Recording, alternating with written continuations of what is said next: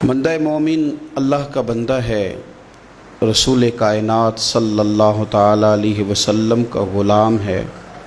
اپنے اپنے ذہن کے مطابق، اپنی اپنی طبیعت کے مطابق اور اپنی اپنی سوچ کے مطابق لوگ اپنے آپ کو اچھا بتاتے بھی ہیں، اچھا کہتے بھی ہیں، اچھا سمجھتے بھی ہیں، اپنے ترجیحات طے کر لیتے ہیں، خود ہی ان پر پابند ہو جاتے ہیں، خود ہی قائل ہو جاتے ہیں کہ چونکہ میرے اندر یہ صفات ہیں لہٰذا میں اچھا ہوں۔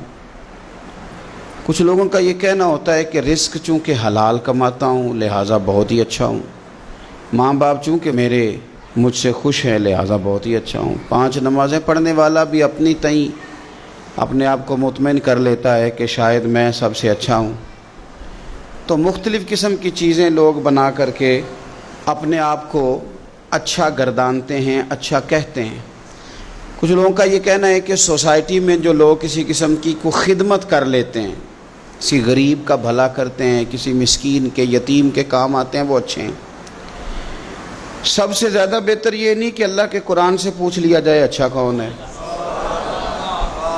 کون سی ایسی خوبیاں ہیں جو انسان میں پائی جائیں تو انسان مومنوں والی صفات رکھتا ہے۔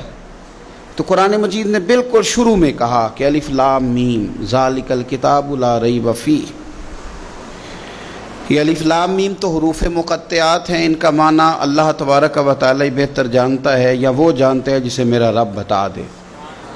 ذالک الکتاب لا ریب فیہ فرمایا یہ وہ بلند مرتبہ کتاب ہے جس میں کوئی شک نہیں۔ یہ نہیں فرمایا قرآن میں شک کیا نہیں جاتا، قرآن پاک میں شک ہے نہیں۔ اگر کوئی شک کرتا ہے تو اس کے دماغ میں شک ہے، اس کے ذہن میں شک ہے، اس کے باطن کے اندر فطور ہے۔ قرآن میں شک نہیں۔ ھدی للمتقین، قرآن ہدایت ہے پرہیزگاروں کے لیے۔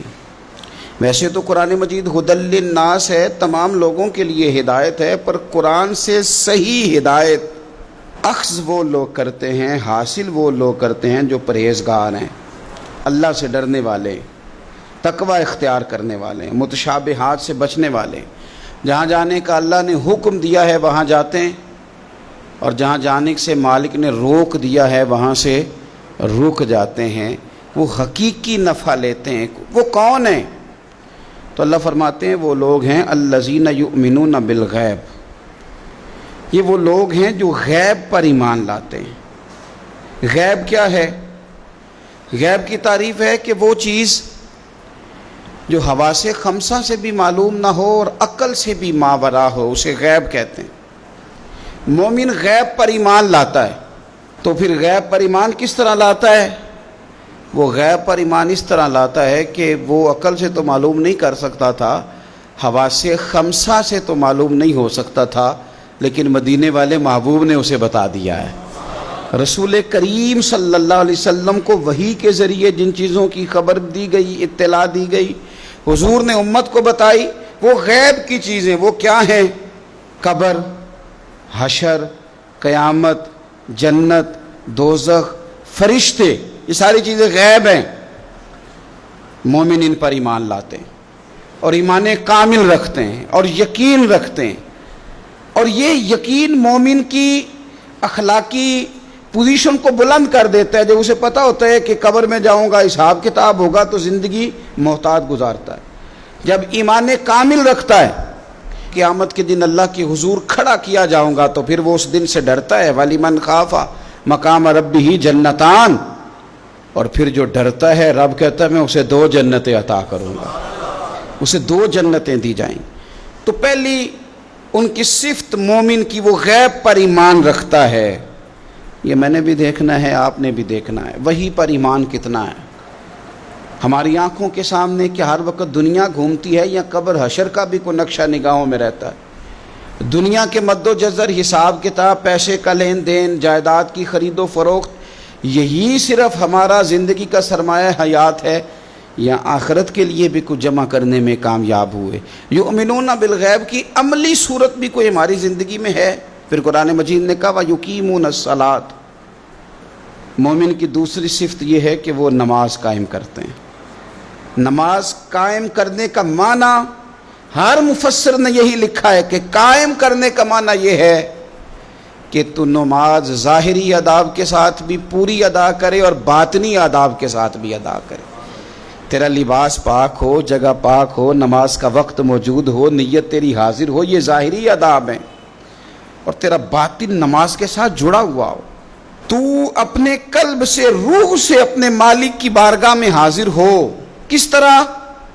خود میرے کریم محبوب علیہ السلام نے بخاری مسلم میں وضاحت کر دی.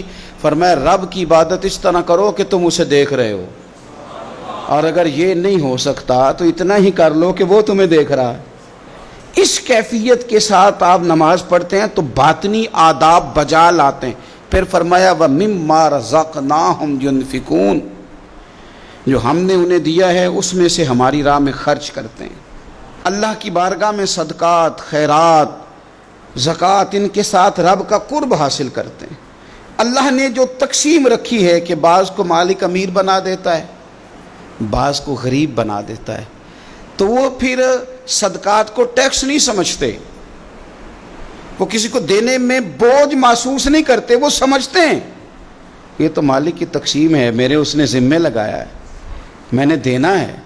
وہ سمجھتے ہیں کہ اللہ تبارک و تعالیٰ نے فضل کے ساتھ میرے ذمہ لگایا تھا کہ میں جاؤں اور اللہ کے کچھ بندوں کو میں اللہ کے دیے ہوئے رزق سے دوں. کچھ مفسرین نے یہاں بات کو اور کھولا ہے. وہ کہتے ہیں رزق سے مراد ہے جو بھی اللہ نے دیا ہے. پیسے دیے ہیں تو وہ اللہ کے رستے میں دے، علم دیا ہے تو اسے بانٹے. اگر کسی کو اللہ نے معرفت دی ہے تو اپنے فیض سے لوگوں کو قریب کرے اللہ کے، وہ پھر وہ علم آگے بانٹے، وہ تقسیم کرے. تیرے پر جو کچھ بھی ہے نا دیا ہوا تو رب کا ہے، تو نہ بچا بچا کے تو رکھ اسے. تیرا آئینہ ہے وہ آئینہ، شکستہ ہو تو عزیز تر ہے نگاہ آئینہ ساز میں. تو اسے بانٹنا شروع کر، تو دینا شروع کر. اور لوگوں کا خیال ہوتا ہے کہ بانٹنے سے کم ہوتا ہے، نہیں، بانٹنے سے بڑھتا ہے. کنویں سے سارا پانی نکال لو تازہ آ جاتا ہے، شرط یہ ہے کہ سارا نکل جائے. آپ علم جتنا بانٹتے ہیں اتنا یہ بڑھتا ہے. آپ جب بات کر رہے ہوتے ہیں، علم دے رہے ہوتے ہیں، تو وہ صرف دوسروں پر اثر تو نہیں کرتی. جب آپ بات کرتے ہیں تو آپ کی بات آپ پر بھی اثر کرتی. تو آپ کا علم بانٹنے سے مضبوط ہوتا ہے، وہ دینے سے بڑھ جاتا ہے. اس لیے حضرت مولا علی شیر خدا رضی اللہ تعالیٰ عنہ فرمایا کرتے تھے کہ علم مال سے بہتر ہے. مال کی حفاظت کرنی پڑتی ہے اور علم بندے کی حفاظت کرتا ہے. وہ اس کے گرد حصار بنا دیتا ہے. حفاظت جو اللہ نے تجھے دیا بانٹ اس کے رستے میں. پھر مومنوں کی صفت بیان کی. ایک تو یؤمنون بالغیب، غیب پر ایمان رکھتے ہیں، ویقیمون الصلاۃ، نماز قائم کرتے ہیں، ومما رزقناہم ینفقون، جو ہم نے انہیں دیا ہے ہمارے راہ میں خرچ کرتے ہیں. اور پھر فرمایا والذین یؤمنون بما انزل الیک، اور جو ہم نے آپ کی طرف نازل کیا حبیب وہ اس پر ایمان لاتے ہیں. کتاب کو، قرآن کو سینے سے لگا کے رکھتے ہیں، اس کے ایک ایک حرف کو وہ اپنے لیے دستور حیات سمجھتے ہیں، ایمان لاتے ہیں پختہ. وما انزل من قبلک، اور اس پر بھی ایمان لاتے ہیں جو آپ سے پہلے نازل کیا گیا. آپ سے پہلے جو نازل کیا گیا اس پر بھی وہ ایمان لاتے ہیں. یعنی تورات ہے، زبور ہے، انجیل ہے، اگرچہ کتابیں بدل دی گئی ہیں پر اللہ کی کتابیں تو تھی، ان کے جو احکامات موجود تھے اس پر وہ ایمان لاتے ہیں، ایمان رکھتے ہیں. ایک بات اور بھی یہاں سے ختم نبوت کا مسئلہ بھی حل ہوتا ہے. کہا گیا ایمان دو چیزوں پہ ہے، والذین یؤمنون بما انزل الیک وما انزل من قبلک. ایک اس پر ایمان لاتے ہیں جو آپ پہ نازل ہوا، اور ایک اس پر جو آپ سے پہلے نازل ہوا. یہ نہیں فرمایا کہ آپ کے بعد بھی کچھ نازل ہوگا. پہلے نازل ہوا جو آپ پر نازل ہوا، آپ کے بعد کچھ بھی نازل نہیں ہوگا. بتا دیا قرآن مجید نے یہاں کہ ختم ہو گئی بات، رسول پاک علیہ السلام پر بات ختم ہو گئی. نبوت کا سلسلہ رب نے ختم کر دیا، زندگیاں ختم ہوئی اور قلم ٹوٹ گئے، پر تیرے اوصاف کا ایک باب بھی پورا نہ ہوا. ختم کر دی بات، یہاں مالک نے ختم کر دی. اب یہ صفات جن لوگوں میں پائی جائیں کہ ایمان بالغیب بھی ہو، نماز کا قیام بھی ہو، اللہ کے راستے میں خرچ بھی ہو، جو پہلے نازل کیا گیا اس پر ایمان ہو، جو حضور پر نازل کیا گیا اس پر ایمان ہو، تو رب کیا فرماتا ہے؟ فرمایا اولئک علی ھدی من ربہم، یہی لوگ ہیں جو اپنے رب کی توفیق سے ہدایت پر ہیں، اللہ کی طرف سے ہدایت پر ہیں۔ وَأُولَٰئِکَ هُمُ الْمُفْلِحُونَ، اور وہی لوگ ہیں جو دونوں جہانوں میں کامیاب ہونے والے ہیں۔ یہ کامیابی والے لوگ یہاں بھی اور وہاں بھی۔